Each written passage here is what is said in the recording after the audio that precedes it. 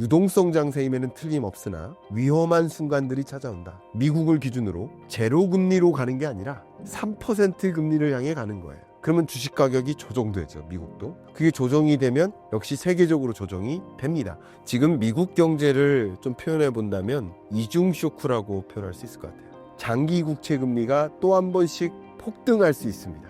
국채 금리가 폭등하면 주식시장에서는 대조정이 일어나는 거예요. 교수님께서 2025년, 2026년을 위험한 유동성 시대라고 표현하셨습니다. 어떤 의미인가요? 2025년 하반기 26년 경제는 유동성 장세입니다. 유동성 장세라고 표현한다면 자본시장에서 긍정적이냐 부정적이냐라고 저에게 물어보시면 100번 물어보셔도 100번 다 긍정적이라고 말씀드립니다. 그러니까 2025년, 26년은 기본적으로 큰 틀에서 자본시장이 우상향하냐 우하향하냐라고 물어보신다면 우상향하는 그런 장세인 건 확실하다라고 의견을 갖고 있습니다. 근데 제가 이 유동성 장세라는 표현 앞에 위험한이라는 표현을 붙였어요. 위험한이라는 표현을 쓰는 것은 과거의 유동성 장세와는 좀 달리 장기적인 대세 상승장이 아니라 상승장은 그림을 그리고 있으나 한 번씩 큰 폭의 조정을 거쳐가면서 유동성 장세가 이어진다라는 뜻입니다. 그래서 만약에 여러분들이 위험한 유동성이라고 해서 위험한에만 집중하신다면 주식 투자하지 말란 얘기나 이렇게 들으실 수도 있어요. 그게 아니라 유동성 장세임에는 틀림없으나 위험한 순간들이 찾아온다. 그럼 제가 여러분들께 강조하기로서는 그 위험한 요소들이 무엇일까? 어떤 국면에 위험한 일들이 펼쳐질까? 라는 것을 여러분 미리 알고 계신다면 사전에 대응을 한다든가 그것에 맞는 대응 전략을 강구할 수 있거든요. 그런 관점에서 위험한 유동성 장세의 말씀을 좀 본격적으로 드려보도록 하겠습니다. 큰 틀에서 제가 여러분들께 설명드릴 때 시대를 구분하셔라 라는 말씀을 많이 드립니다. 근데 시대를 구분하는 방법은 여러 가지가 있겠지만 저는 특히 자본시장을 이해하는 데 있어서 절대적으로 필요한 시대 구분은 금리로서 시장을 구분하는 것이다. 이 말씀 드릴게요. 제가 한번 질문 드릴게요. 2008년, 9년 글로벌 금융위기 때 미국 경제가 좋았습니까? 나빴습니까? 나빴겠죠. 나쁘니까 역성장한 거예요. 역시 마찬가지 2020년 팬데믹 경제 위기 때 미국 경제가 좋았겠습니까? 나빴겠습니까? 나빴겠죠. 이거 중요한 얘기입니다. 제가 앞선 앞부분 강의는 실물 경제 얘기만 했어요. 자본시장 얘기를 안 했어요. 그죠? 근데 지금부터는 자본시장 얘기를 하려는 거예요. 근데 제가 계속 강조하고 있는 게 실물 경제와 자본시장은 다르다. 달리 이해해야 된다. 달리 이해할 때 연결고리가 있는데 그 연결고리가 금리예요. 그러니까 금리를 가지고 시대를 구분한다면 그 시대에 걸맞는 포트폴리오를 구축할 수 있다라고 생각을 합니다. 2008년, 9년은 분명 경제 위기였어요. 근데 그 경제 위기를 당면한 미국 중앙은행은 금리를 대대적으로 인하하고 유동성을 적극적으로 공급하는 완화적 통화 정책을 가동했죠. 그런 통화 정책을 완화적 통화 정책이라고 그런 시대를 완화의 시대라고 합니다. 역시 2020년 팬데믹 경제 위기로 갈게요. 이때도 역시 경제 위기를 극복하기 위해서 금리를 끌어내리죠. 그래프 보시는 것처럼. 유동성을 적극적으로 공급하죠. 역시 완화의 시대입니다. 제 질문 드릴게요. 팬데믹 경제 위기 때 주가가 상승했습니까? 떨어졌습니까? 상승했어요. 대세 상승장이었어요. 부동산 가격이 상승했습니까? 떨어졌습니까? 대세 상승했어요. 근데 2020년, 21년 실물 경제는 어려웠어요? 안 어려웠어요? 어려웠어요. 경기랑 자본시장, 자산시장이 같이 움직입니까? 아니면 따로 움직입니까? 따로 움직이죠. 반대로 움직이잖아요. 왜 그럴까? 유동성으로 해석을 해야 돼요. 오히려 팬데믹 경제 위기 때처럼 금리를 끌어내리고 유동성을 공급할 때 그때 시중의 돈이 이 금융시장으로 이동해요. 그러니까 시장의 돈이 그전에는 금리가 높아졌을 때는 은행으로 내몰았다가 은행에서 쭉 빠져나오고 주식시장, 부동산 시장으로 통상적으로 이동해요. 그래서 완화의 시대 때 주가가 대세 상승하고 집값이 고공행진했던 거예요. 근데 22년 연초에 무슨 일이 있었죠? 러시아의 우크라이나 침공이 있었고 그래서 미국이 유로피언 국가들과 함께 러시아에 대해서 경제 제재를 발동하고 러시아산 천연가스 원유 쓰지 마 하니까 그게 물가를 자극하죠. 왜? 원유 공급이 부족하고 원자재 가격이 상승합니다. 자, 이게 22년 들어 여러분이 만난 물가가 41년 만에 최고치였으니까 1981년 이래로 가장 높은 물가 상승률을 그때 맞이합니다. 그 물가를 만나면서 세계 각국이 어떻게 합니까? 금리를 인상하죠. 그게 뭐예요? 긴축적 통화 정책.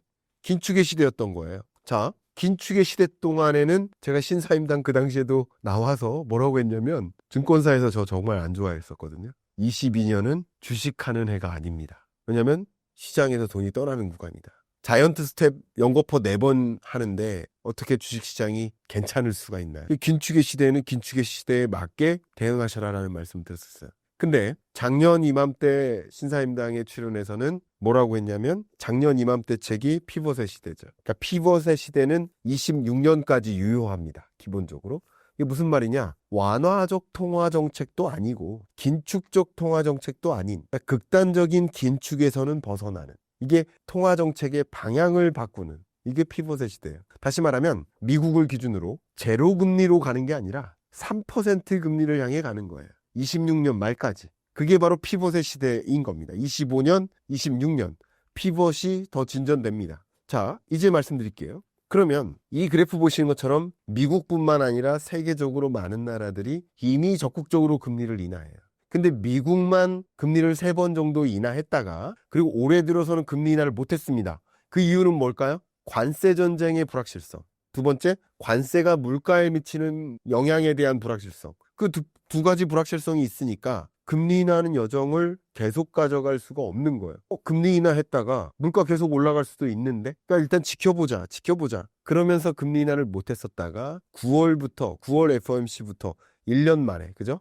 왜냐하면 24년 9월에 첫 번째 금리 인하를 B컷으로 단행했었고 그 2번 더 인하했었지만 그리고 또다시 25년 9월에 금리 인하가 거의 예정되어 있다시피 하고 있습니다. 자, 그런데 이게 왜 위험한 유동성이냐? 일단 기본적으로 세계 주요국들이 금리를 인하하는 여정은 긍정적인 거예요. 유동성 장세인 거예요. 물론 20년 팬데믹 때처럼 강한 유동성은 아니지만 유동성 장세인 거예요. 첫 번째. 근데 일단 이 그래프에서 보시는 것처럼 방향을 역행하는 나라가 있어요. 바로 일본이죠.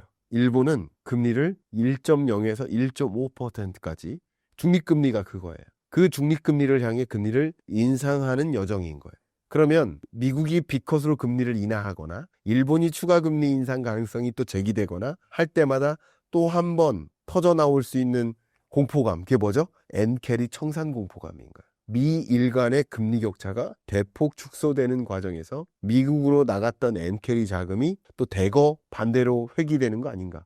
그러면 주식 가격이 조정되죠. 미국도. 그게 조정이 되면 역시 세계적으로 조정이 됩니다. 그러니까 이런 현상들이 있지 않겠는가 하는 이런 부분 또 중요한 요소고요. 한 5-6가지 말씀드릴 겁니다. 역시 두 번째 더 중요한 거 말씀드릴게요. 지금 미국 경제를 좀 표현해 본다면 이중 쇼크라고 표현할 수 있을 것 같아요. 이중 쇼크라는 것은 중앙은행 입장에서 기본적으로 물가 안정과 최대 고용 이 2가지 책무를 다 하는 거예요. 2가지 책무인 거예요. 물가는 물가대로 안정시켜야 되고 고용은 고용대로 안정시켜야 되는데 통상적인 통화정책의 메커니즘, 레거시에 해당되는 통화정책의 메커니즘은 둘 중에 물가부터 잡는 거예요. 물가부터 잡기 위해서 뭐 하는 겁니까? 금리를 끌어올리는 거죠. 그럼 높은 금리를 도입하면 물가가 안정화가 되는데 도움이 돼요. 그럼 물가 안정을 다 한다면 지금까지 그래왔던 거예요. 물가 안정을 유도하기 위해서 금리를 올렸던 거예요. 근데 물가가 다 안 잡힌 상황 하에서 고용이라는 토끼도 달아나고 있어요. 2마리 토끼인 거예요. 그러니까 물가라는 토끼를 먼저 잡고 그 다음 고용이라는 토끼를 잡기 위해서 얘를 들고 뛰어야 되는 건데 이게 통화정책의 메커니즘이에요. 근데 물가라는 토끼를 못 잡은 상태에서 갑자기 중도 하차하고 고용 쇼크가 나타나니까 고용 안정을 위해서 금리를 인하하자 이렇게 되는 거예요. 자, 보겠습니다. 미국 실업률이 4.3%로 근래 들어 최고점을 기록합니다. 그리고 고용은 경기 후행적 지표니까 향후 4.56% 정도까지 더 상승할 것으로 보고 있습니다. 취업자 증가 속도가 급감합니다. 고용 쇼크가 있네. 고용 쇼크가 걱정이 되니까 갑자기 금리 인하론으로 다시 접어드는 거예요. 위험의 균형을 이동시키고 있다. 이 파월의 잭슨홀 미팅에서의 마지막 연설에서 이 말을 했어요.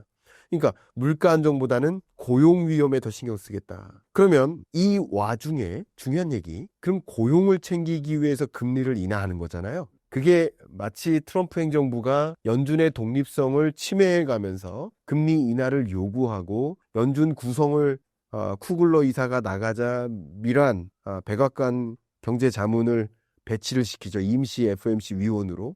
그럼 당연히 금리 인하하라고 배치시킨 거예요. 또 다른 연준 의장, 부의장급들을 차기 연준 의장으로 지목해요. 그러면 이 차기 연준 의장으로 지목된 이런 사람들은 독립성을 강조할까요? 충성심을 강조할까요? 나는 누구보다도 트럼프의 충성심이 있는 사람이야. 금리 인하론을 적극적으로 제기할 수밖에 없어요. 이렇게 하면서 독립성을 훼손해가면서 막 공격을 가하니까 실질적으로 12명의 FOMC 위원 중에 다수가 금리 인하론자가 된 거예요.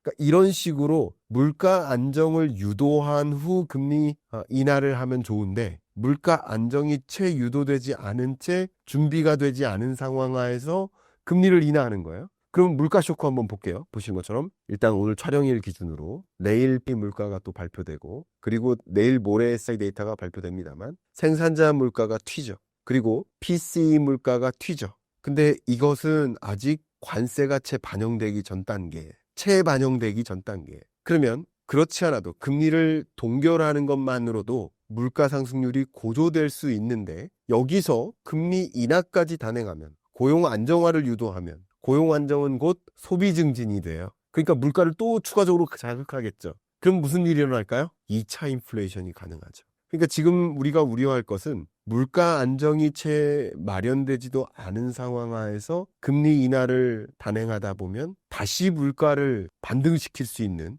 2차 인플레를 유도할 수 있는 그런 상황으로 내몰리는 것이고 그렇게 되면 기본적으로 9월, 10월 금리 인하를 단행하다가도 물가가 생각보다 더 강하게 반등하네. 만약에 5, 6%대의 물가 상승률을 기록하네. 그러면 그때 어떤 기조로 바뀔까요? 천천히 금리 인하하는 기조에서 금리 인상해야 되는 거 아니야? 하는 기조로 바뀔 수도 있습니다. 이 부분은 금리 인상론이 제기될 수 있다. 물론 제가 예단하는 것이 아니라 물가 상승률이 다시 4, 5%로 반등하는 구간에서는 그런 일이 있을 수 있다. 그 부분을 좀 강조해서 말씀드리겠습니다. 그게 아니고도 통상 월에 첫 번째 주에 고용지표가 발표돼요. 그럼 이중 쇼크니까 고용지표는 어떻게 될까요? 점점 악화될 가능성이 높은 거예요. 베팅을 하자면. 그리고 월 중반에 PPI와 CPI가 발표되고 월 말에 PCE가 발표돼요. 물가 지표들이 발표돼요. 이 구간에는 물가 상승률이 또 높게 발표될 가능성이 높죠. 현재 그렇게 가정해 보겠습니다. 그러면 고용 데이터가 발표되면서 실업률이 더 치솟아요. 고용 악화네? 그러면 금리 인하하겠네. 계속 bad is good이 됩니다. 고용 지표가 악화되면 금리 인하하겠네. 그러니까 주가가 바로 급등하는 겁니다. 그런데 물가 데이터가 발표되면 혹은 물가 데이터 발표를 앞두고 물가 쇼크가 또 같이 만나요. 그러면 금리 인하 못하겠네. 금리 인상할 수도 있겠네. 이게 또 다시 뭐예요? 주가에 하방 압력을 주죠. 그러니까 이런 것들이 스태그플레이션은 아니지만 스태그플레이션에 가까운 현상이라고 볼 수 있어요.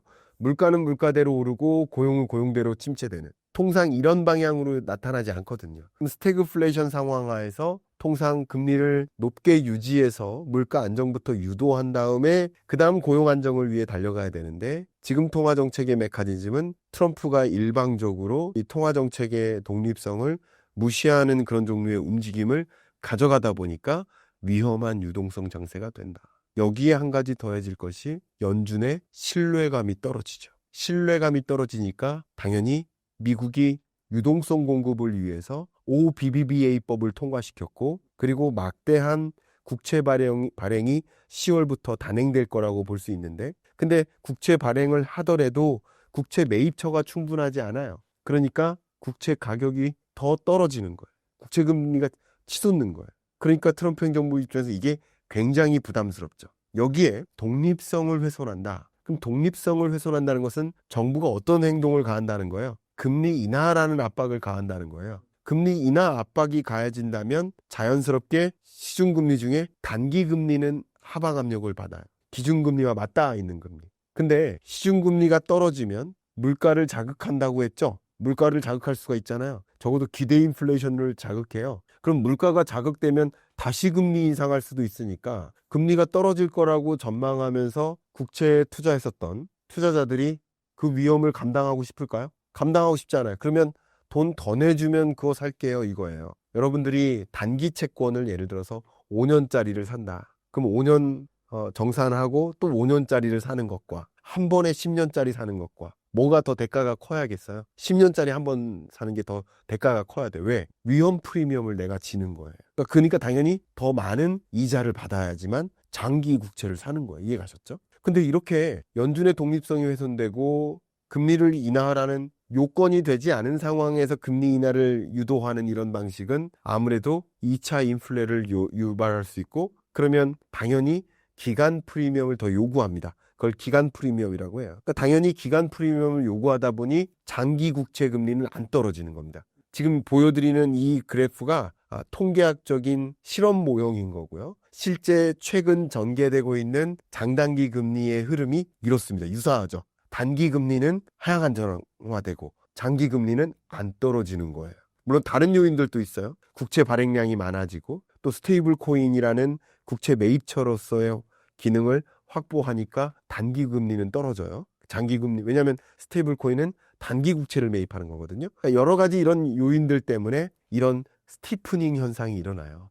그러니까 위험한 유동성이 온다라고 제가 말씀드리는 것은 어찌어찌해서 장기 국채 금리가 또 한 번씩 폭등할 수 있습니다. 국채 금리가 폭등하면 주식시장에서는 대조정이 일어나는 거예요. 그래서 한 번씩 이런 조정이 있을 수 있음을 강조하겠습니다. 여기에 한 가지 더 첨언을 드린다면 바로 프랑스로 넘어가 보겠습니다. 굉장히 재밌게도 프랑스가 유로존에서 보면 독일 다음 두 번째 형이에요. 근데 그 프랑스라는 나라가 보세요. 유로존은 팬데믹 때 공공부채 비율을 늘렸죠. 어쩔 수 없는 선택이었어요. 세계가 다 그랬습니다. 재정을 많이 투입하느라고. 근데 그 이후 다시 재정 건전성을 챙기면서 공공부채 비율을 떨어뜨렸죠. 근데 프랑스 같은 경우는 그 이후에도 계속 공공부채 비율을 더 올렸습니다. 계속 추가적으로 부채에 의존해서 나라 살림살이를 해온 거예요. 이렇게 하다 보니까 공공부채 비율이 올라가고 또 추가적으로 국채를 발행해야 된다는 계획을 발표하면서 장기 국채 금리가 급등하는 겁니다. 이럴 때 시장이 요동치는데 이렇게 자꾸 행보를 하다 보니까 지금 마크롱 대통령과 총리가 신임을 잃어요. 지지율이 정말 이렇게 떨어진 적이 없을 만큼. 그래서 재신임을 투표로 걸었는데 재신임이 부결됐습니다. 그러니까 정치적으로 더 혼란이 맞물려요. 그러니까 정치적 혼란과 국채 발작, 이게 같이 만나니까, 이런 걸 국채 발작이라고 합니다. 이런 것들이 같이 만나니까 신용등급을 평가하는 평가기관들이 9월, 10월, 11월에 각각 피치사, 무디스, S&P의 신용등급 평가, 재평가 기간이 도래되는데 프랑스에 대한 신용등급을 강등시킬 수도 있습니다. 이렇게 되면 신용등급을 강등한다는 얘기는 다른 말로 뭐예요? 그 나라는 투자 적격한 나라가 아니다라는 뜻이에요. 이런 것들이 맞물리다 보니까 만약에 신용등급이 강등된다, 혹은 정치적인 또 다른 불안이 야기된다, 추가 국채 발행이 단행된다, 프랑스뿐만 아니라 미국도 마찬가지고요. 이런 것들이 다 뭐예요? 한 번씩 유동성 장세의 조정을 거쳐가는 구간이 될 수 있겠죠.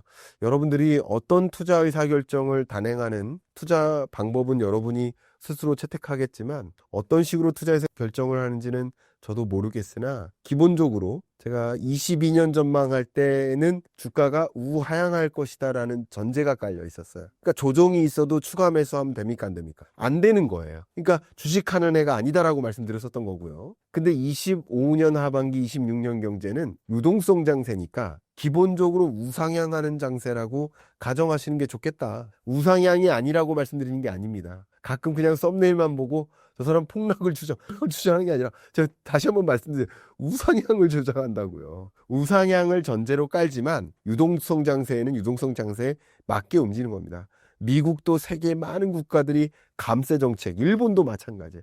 감세 정책, 또 국채 발행, 또 금리 인하, 유동성 정책, 또 미국의 SLR이라는 금융규제 완화까지 단행하다 보니까 적극적으로, 우리나라도 마찬가지잖아요. 확장 재정하죠. 추경 편성하죠. 금리 인하 또 예견되어 있다시피 하죠. 이런 것들이 유동성 장세거든요. 그런 국면에는 자본시장이 우상향하는 것으로 그림 그리시는 게 맞습니다. 다만 방금 말씀드렸던 이런 요인들이 물가 데이터 발표 직전이라든가 또 신용등급 평가 기간이라든가 이런 지점들이 도래할 때마다, 또 국채 발행량이 국채시장에서 쏟아진다든가 그럴 때마다 국채금리가 급등하고 자본시장이 요동치는 한 번씩 나름의 큰 조정들을 거치면서 우상향한다라고 말씀드렸으니까, 그런 중요한 포인트들에 여러분들이 현금을 어느 정도 확보하고 계시다면 오히려 우상향하는 국면에서 저점의 매수 기회가 있네라고 가정할 수 있으니까 오히려 그럴 때 적절히 대응할 수도 있겠죠. 여러분들의 투자 성향이 어떠실지 모르지만 이런 국면에 한 번씩 조정이 있을 때 만약에 현금 확보가 되어 있지 않는다면 대응할 만한 능력도 상실될 수 있겠죠. 그런 부분을 좀 강조해 드리면서 이 위험한 유동성 장세 25년, 26년까지 이어질 이 폐시대에 어떻게 대응할지를 좀 큰 틀에서의 그림을 그리시는데 참조가 되기를 좀 바라는 마음입니다.